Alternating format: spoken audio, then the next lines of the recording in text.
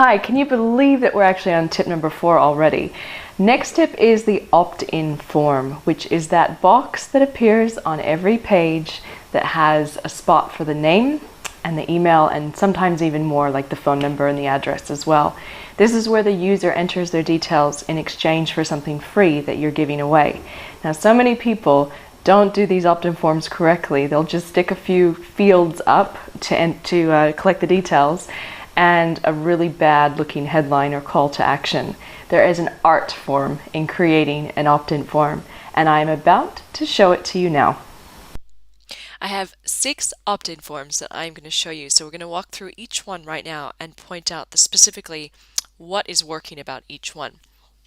Now we've tested opt-in forms that go horizontally across a page like this and also vertically down a page. I'm going to show you a combination of both. We've actually found that the forms that are horizontal like this test better, but still, just for you to get started, it's fine to set up an opt-in form to the right of your page, the top right of your page, because OptimizePress is set to very easily just do one of those types of opt-ins. So get started with that, and then as you grow with your landing pages, you'll also definitely want to test out one of these types of forms.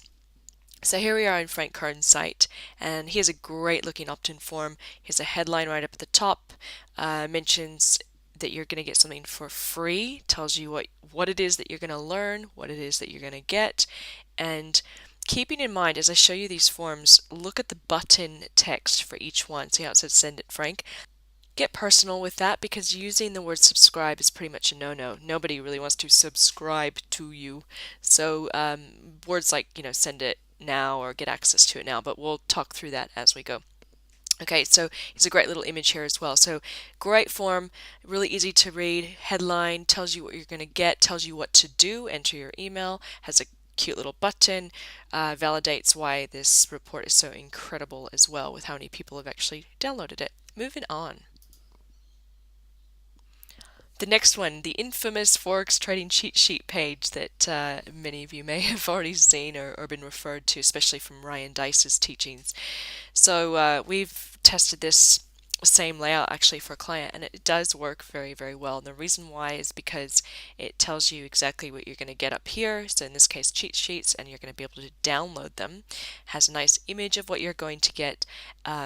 Use of arrows is great. And again, it has this whole horizontal form, which means that as you're scrolling down the page with your eyes, you can't help but stumble across it, where if it's on the right-hand side, you can still read down the page and bypass the form. But in this case, it's right there in front of you. So again, it tells you get it now. With opt-in forms, the whole thing is to not be creative. It's basically, this is what you get, this is why it's so good, get it now. This is what you need to do to get it now. So enter your details here, or in this case with arrows pointing to where you enter your details. So tell the person exactly what they need to do to get it. And again, here's a great little button, get access now. So it's a great opt-in form on that page. Moving on.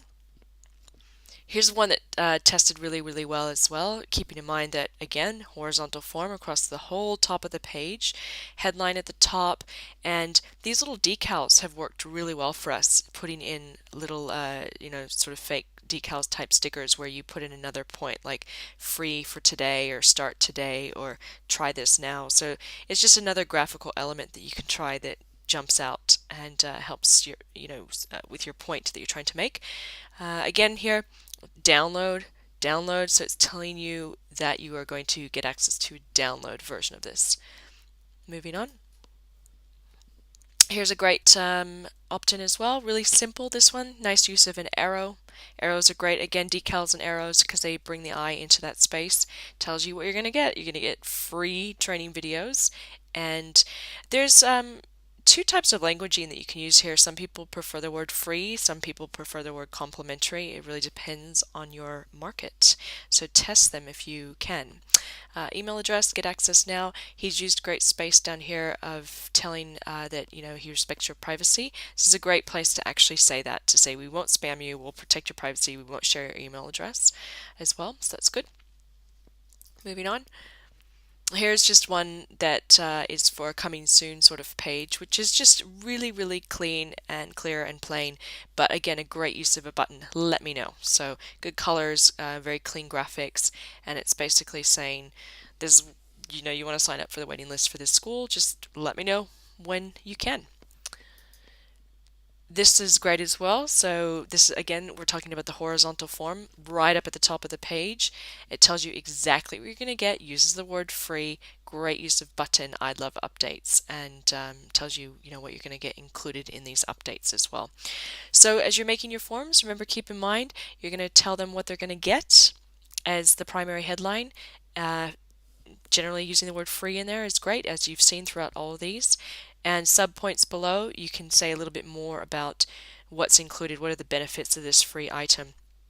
And any credibility points you can add as well. Like in this case, she's used a testimonial, but in Frank Kern's case, he talked about how many reports have actually been downloaded. So those are thrown in little social proof points that you want to use too.